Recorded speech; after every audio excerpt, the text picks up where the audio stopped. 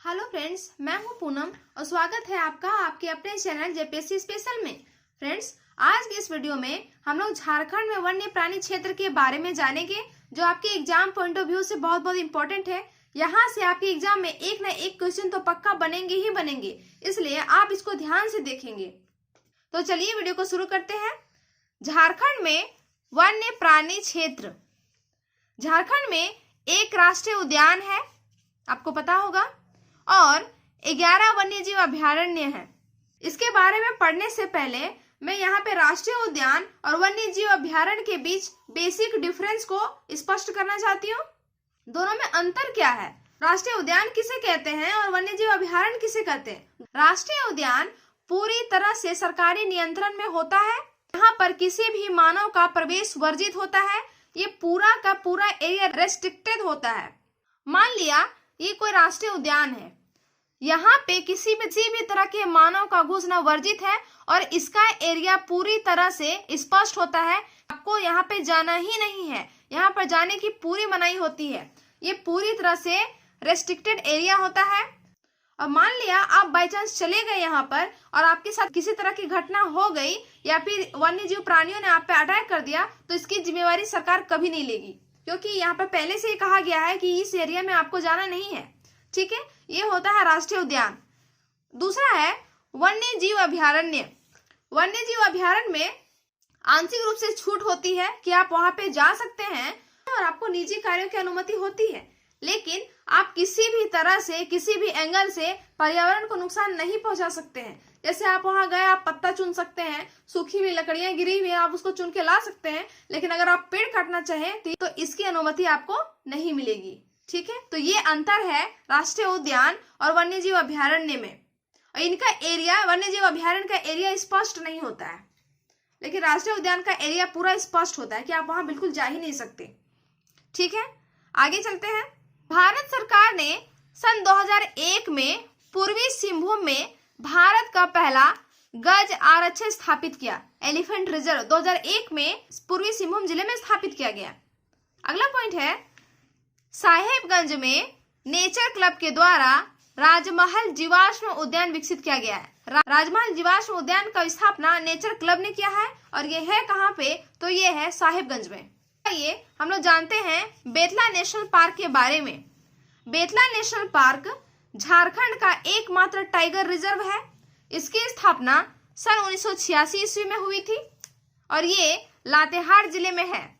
क्षेत्रफल है इसका 231.67 किलोमीटर स्क्वायर। ये कई बार एग्जाम में पूछा गया है, ये आपके लिए भी आए हैं, इसलिए आप इसको बिल्कुल ध्यान में रखेंगे। यहाँ पर सन 1932 ईस्वी में पहली बार शेर की गणना की गई थी। बाघों की संख्या में लगातार कमी को देखते हुए भारत सरकार ने सन 1973 ईस्वी में प्रोजेक्ट टाइगर शुरू किया। बेतला नेशनल पार्क झारखंड का एकमात्र टाइगर रिजर्व है। यहाँ पर बाघ, हाथी, शेर, तेंदुआ, जंगली सुअर, चीतल, सांभर, गौर, चिंकारा, नीलगाय, भालू, बंदर, ये सभी पाए जाते हैं। और अभी अगर वर्तमान की बात करूं तो बेतला नेशनल पार्क में एक भी टाइगर नहीं है। आगे चलते हैं, आते हैं अब झारखंड के वन्यजीव अभयारण्य में। टोटल 11 वन्यजीव अभयारण्य है। पलामू वन्यजीव अभयारण्य केवल नेशनल लेवल का है और बाकी जो 10 हैं वो स्टेट लेवल के हैं। ठीक है, पलामू अभयारण्य झारखंड का सबसे बड़ा अभयारण्य है और इसका क्षेत्रफल है 794 किलोमीटर स्क्वायर। कई बार पूछा जा चुका है। बाद दूसरे नंबर पर जो अभयारण्य है वो है लावालोंग अभयारण्य। यह है चतरा जिले में और इसका क्षेत्रफल है 207 किलोमीटर स्क्वायर। तीसरे नंबर पे हजारीबाग अभयारण्य है, जो हजारीबाग जिले में ही स्थित है और इसका क्षेत्रफल है 186 किलोमीटर स्क्वायर। तो आपको तीन भी याद कर लेंगे शुरू से तो काफी है। पहला है पलामू वन्यजीव अभयारण्य, क्षेत्रफल है 794 किलोमीटर स्क्वायर। दूसरे नंबर पे है लावालोंग अभयारण्य, 207 किलोमीटर स्क्वायर और है चतरा जिले में। तीसरा है हजारीबाग अभयारण्य, 186 किलोमीटर स्क्वायर, ये है हजारीबाग में। ठीक है, दुधवा पक्षी विहार साहेबगंज जिले में है और ये साइबेरियन पक्षी के आवाजाही के लिए ज्यादा फेमस है। अब आइए कुछ प्रमुख पक्षी विहार के बारे में जानते हैं जो आपके एग्जाम पॉइंट ऑफ व्यू से बहुत बहुत इंपॉर्टेंट है। पहला है तिलैया पक्षी विहार, ये कोडरमा जिले में है। दूसरा है तेनुघाट पक्षी विहार, ये बोकारो जिले में है। तीसरा है चंद्रपुरा पक्षी विहार, ये भी बोकारो जिले में ही है। चौथा है ईचागढ़ पक्षी विहार, ये सरायकेला खरसावां में है। और पांचवा है उधवा पक्षी विहार, ये साहेबगंज जिले में है। अब आइए हम झारखंड के 11 वन्यजीव अभयारण्य के बारे में जानते हैं। पहला है पलामू अभयारण्य, ये पलामू जिले में ही है और ये बना है 1976 ईस्वी में। यहाँ पर हाथी और सांभर रखे जाते हैं और इसका क्षेत्रफल है 794 किलोमीटर स्क्वायर। दूसरा है हजारीबाग अभयारण्य जो हजारीबाग जिले में ही स्थित है और ये बना है 1976 ईस्वी में और यहाँ पर तेंदुआ, हिरन और सांभर रखे जाते हैं और ये झारखंड का तीसरा सबसे बड़ा वन्यजीव अभयारण्य है। अगला है महुआ टांड़ अभयारण्य जो लातेहार जिले में है और ये बना है 1976 ईस्वी में और यहाँ भेड़िया और हिरन रखे जाते हैं। अगला है दलमा अभयारण्य, ये पूर्वी सिंहभूम जिले में स्थित है और ये बना है 1976 ईस्वी में और यहाँ पर हाथी, तेंदुआ और हिरन रखे जाते हैं।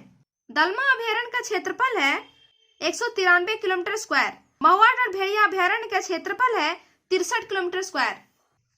अगला है गौतम बुद्ध अभयारण्य जो है कोडरमा जिले में और ये भी बना है 1976 ईस्वी में और यहाँ पर चीतल, सांभर और नीलगाय रखे जाते हैं। और तो इस तरह से 5 वन्यजीव अभयारण्य ऐसे हैं जो बने हैं 1976 में, तो आपको याद रखने में ज्यादा आसानी होगी।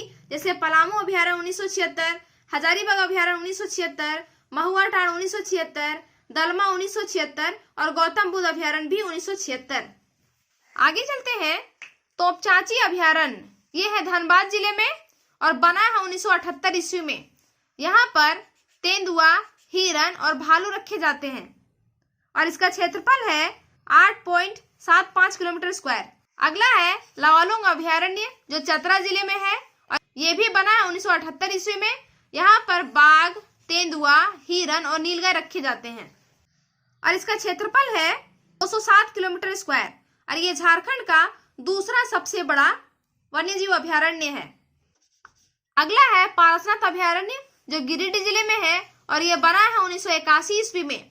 यहाँ पर तेंदुआ, सांभर, हिरन और नीलगाय रखे जाते हैं। कोडरमा अभयारण्य, ये कोडरमा जिले में स्थित है, बना है 1985 में। यहाँ पर तेंदुआ, सांभर और हिरन रखे जाते हैं। कोडरमा वन्यजीव अभयारण्य का क्षेत्रफल है 177 किलोमीटर स्क्वायर। 177 kilometre square. अगला है पालकोट अभयारण्य जो गुमला जिले में स्थित है और यह बना है 1990 में और यहाँ पर तेंदुआ और जंगली भालू रखे जाते हैं और इसका क्षेत्रफल है 183 किलोमीटर स्क्वायर। 183 kilometre square. अगला है उधवा पक्षी विहार जो साहेबगंज जिले में है और यह बना है 1991 ईस्वी में और यहाँ पर जल कौआ, बटान और किंगफिशर रखे जाते हैं और इसका क्षेत्रफल है 5.65 किलोमीटर स्क्वायर। अब आते हैं जैविक उद्यान में। बिरसा भगवान जैविक उद्यान ये और मांझी रांची में स्थित है और ये बना है 1954 ईस्वी में। ये एग्जाम में पूछा जा चुका है। दूसरा है जवाहरलाल नेहरू जैविक उद्यान जो बोकारो जिले में है। तीसरा है मगर प्रजनन केंद्र, ये रुक्का रांची में स्थित है और बना है 1987 में। चौथा है बिरसा मृग विहार, ये काला माटी खुंटी जिले में है। यहाँ पर सांभर और चीतल का संरक्षण किया जाता है। अब हम लोग बेहद ही इंपॉर्टेंट टॉपिक के बारे में जानेंगे जो है झार पार्क। झार पार्क के अंतर्गत झारखंड सरकार ने 10 पार्कों का निर्माण किया है। उनमें से पहला है बिरसा मुंडा जैविक उद्यान, ये रांची जिले में स्थित है। यहाँ से आपके एग्जाम में क्वेश्चन बनने की पूरी संभावना है, इसलिए आप इसको अभी ही याद कर लीजिए। दूसरा है दीनदयाल पार्क, ये भी रांची में स्थित है। तीसरा है नक्षत्र वन, ये भी रांची में स्थित है। चौथा है सिद्धू कान्हू पार्क, ये भी रांची में स्थित है। पांचवा है ऑक्सीजन पार्क, ये भी रांची में ही स्थित है। छठा है श्री कृष्णा पार्क, ये भी रांची में ही स्थित है। इस तरह 6 पार्क ऐसे हैं जो रांची में स्थित है, जैसे बिरसा मुंडा जैविक उद्यान रांची, दीनदयाल पार्क रांची, नक्षत्र one Ranchi, Sidhu Kanhu park Ranchi, oxygen park Ranchi और श्री कृष्णा पार्क रांची। अगला है शहीद निर्मल महतो पार्क, ये हजारीबाग में स्थित है। अंबेडकर पार्क, ये सिल्ली रांची में स्थित है। घोड़थम्बा पार्क, ये जमशेदपुर में स्थित है। 10वां और अंतिम सिद्धू कान्हू पार्क, ये दुमका में है। आप यहाँ ध्यान देंगे कि सिद्धू कान्हू पार्क 2 जिले में है, एक तो है रांची में, दूसरा है दुमका में, तो कंफ्यूजन नहीं होनी चाहिए।